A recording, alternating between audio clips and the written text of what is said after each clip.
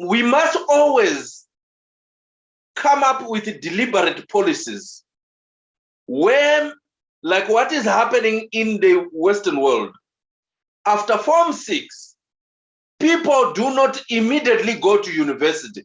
They go for work experience. They go for national service. We have seen that happening in many countries. And in Africa, when we seek to introduce national service and work experience for those that would have graduated from a high school, it is seen as if we are taking them through indoctrination, indoctrinating them to an ideology that is foreign to them.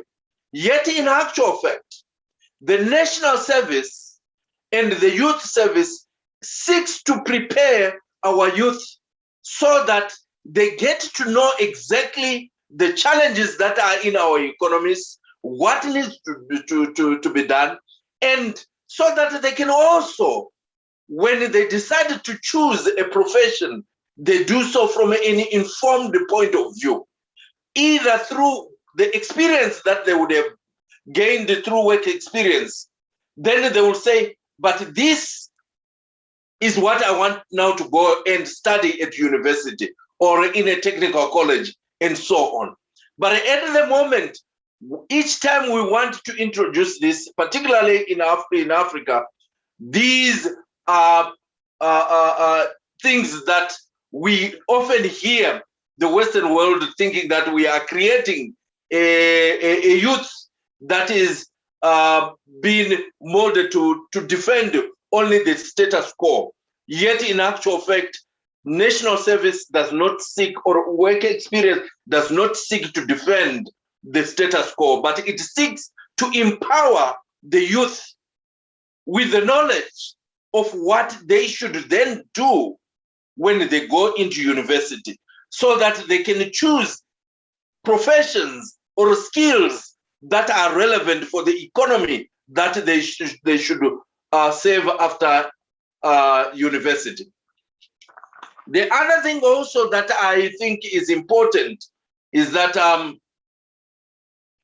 when we go out to educate our youths, we must make sure that we educate them on political consciousness so that they can develop a sense of their own rights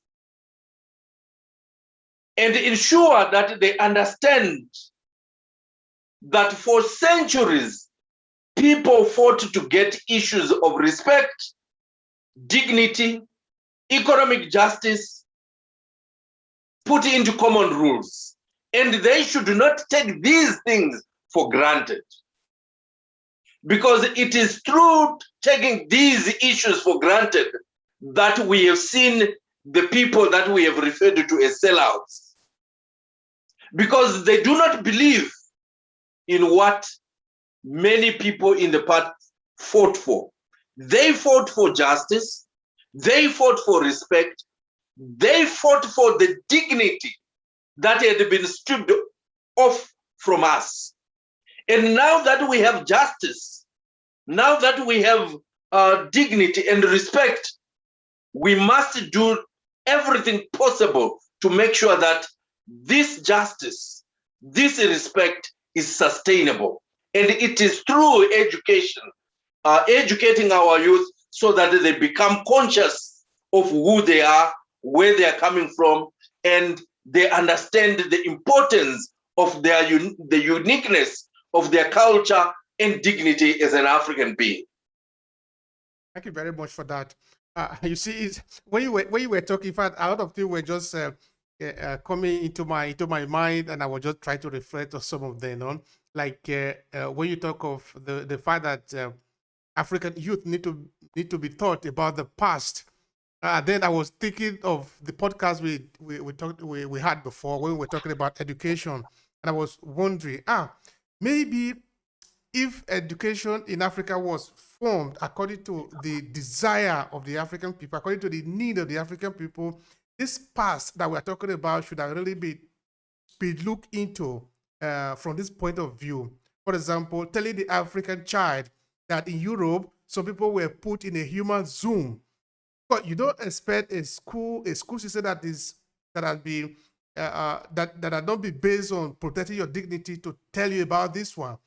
If you say that African children, you don't know about slavery, how they were how people were treated in slave trade.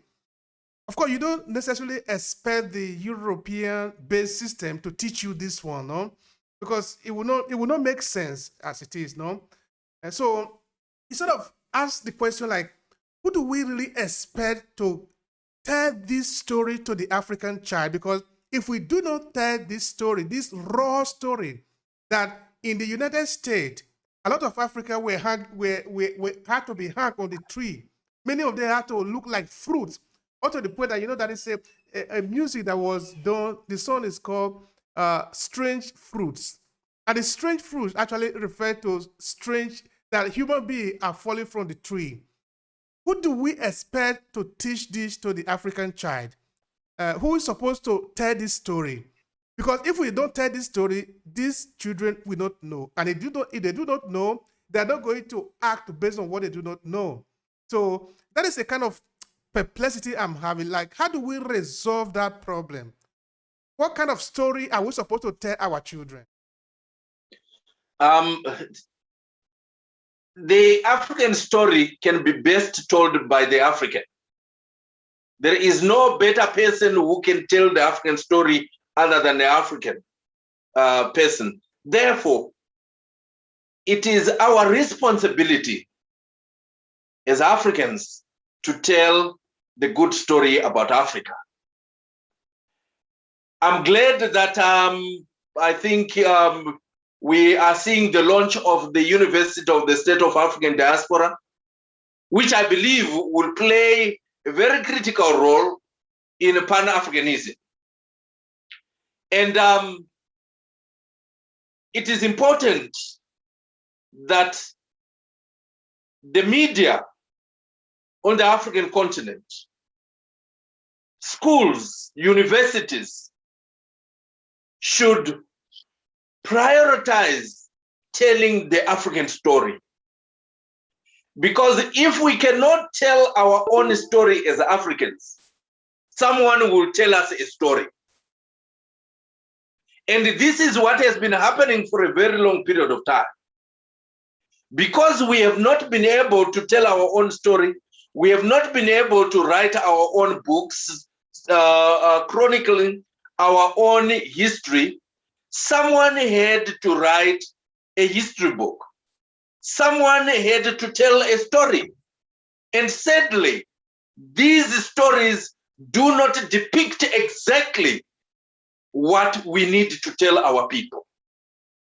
Therefore, we should call upon all progressive forces on the African continent and those progressive forces in the diaspora to make sure that through the media, universities, and schools, we tell the African story as it is. Because it is only in doing so that we can build an African who appreciates and values his or her own identity.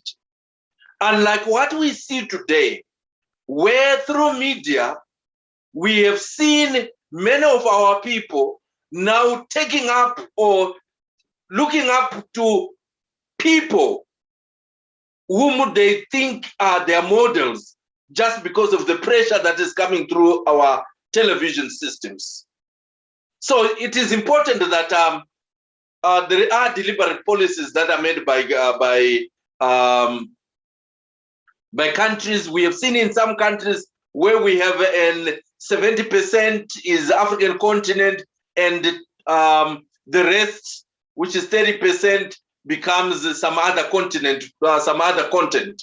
And we can even up that percentage on television and radio, that we have 80% of what is channeled through television, through radios, be African continent, which seeks to educate our people to be to appreciate who we are.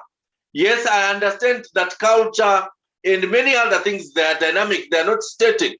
yes, as much as they are dynamic, we must always make sure that we preserve that which makes us who we are. And we can only do so by telling the good story of Africa ourselves as Africans.